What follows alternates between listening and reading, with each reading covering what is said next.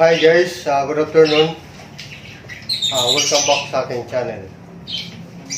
Kumusta po kayo dyan guys? Advance Merry Christmas po. For today's video, monitoring tayo guys. Mga itog na naman ito aking alagang ibon. Kasi may mga itog na naman sila.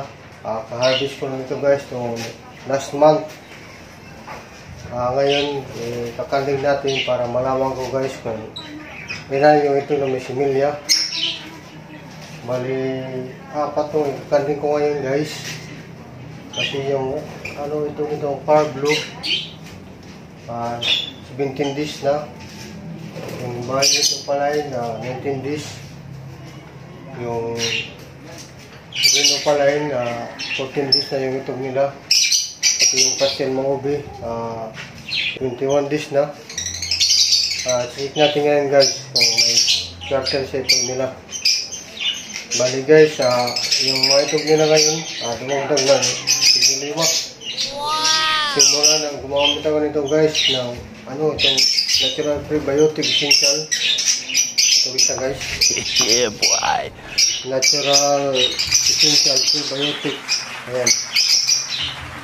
Nabili ko to guys online. Mura lang to. Dati kasi ginagamit ko yung Tolome prebiotic, wala namang improvement.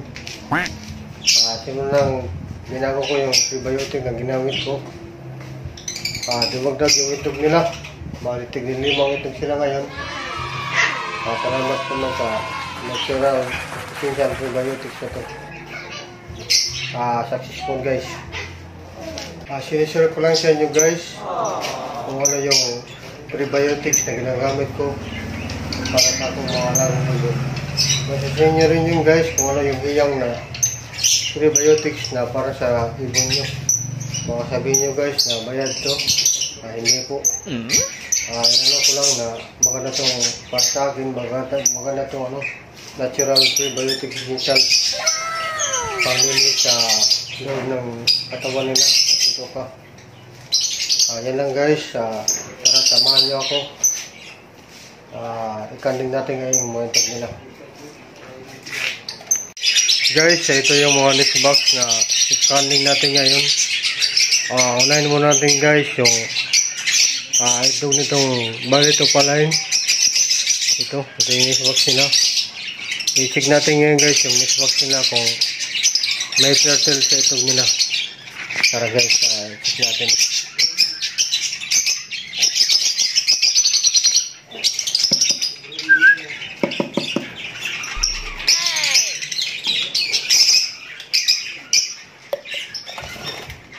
Ayan guys, yung hin, lumabas na, yung violet.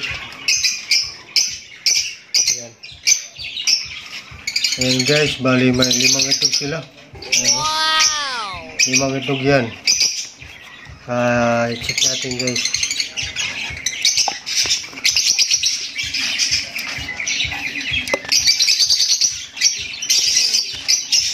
Unang itlog, ayan, may laman Isa, pangalawa, mayroon.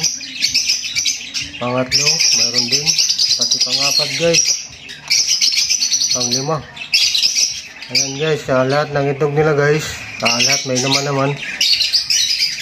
Successful guys yung pag-breed natin. Ayan, maganda tong breeders na to. Lahat ng itlog nila guys, may similya. Ayan. Dito naman tayo guys sa kabila. Yung itlog ng Par Blue. Bali 17 days na to. Yung itlog nila. Check natin ngayon guys. Labas muna. Bigyan sa istorbo.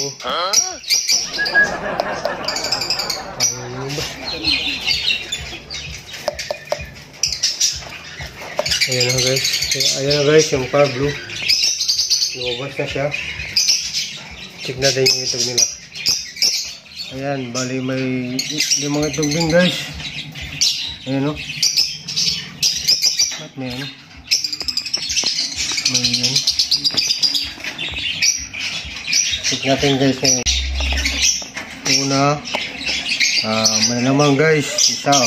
Ayan o. Pangalawa. Pangatlo. Pati yung pangapat guys. Lahat may naman. Successful guys. Yung pag-breed natin. Lahat ng itlog nila may similya. Okay. Pasensya na sa storbo. Ayan yung Pablo. Yung him. Dito naman tayo guys ngayon sa pastel maubi. I-check natin ngayon guys kung ilan ba yung itlog na may similya.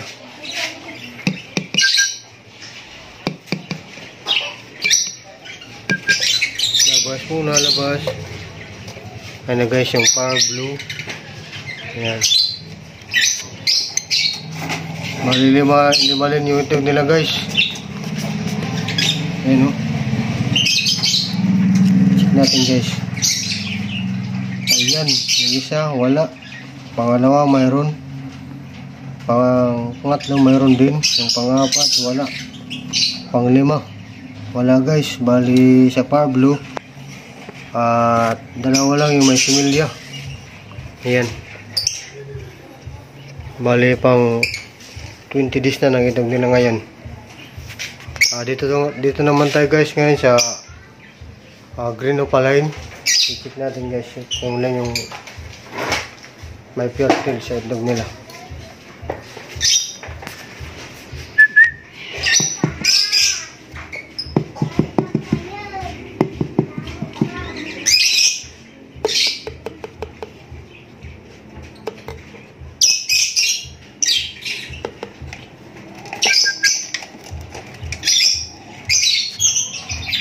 Ayan guys, bali yung itlog ng green opaline, 4 lang.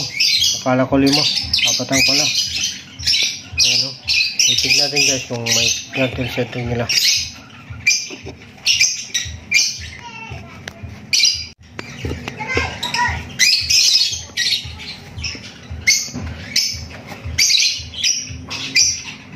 Dalawa lang guys yung may similya o. Isa, dalawa. Ayan. Bali, dalawa lang may similya. Dito sa green opaline. Dito sa pastel maubi, dalawa lang yung similya. Dito lang guys sa violet at sa Pablo yung tag-5 na may similya. Ayan. Sa January, next year, may harvest na naman tayo guys. Bali, pag na-harvest ito lahat, mag-successful yung pag-hatch. May shampoo dito tayo na harvestin. Dito nagdadalawa lang sila na may similya. Ayan lang guys. Thank you for watching. See you from my next vlog. Thank you. Thank you po.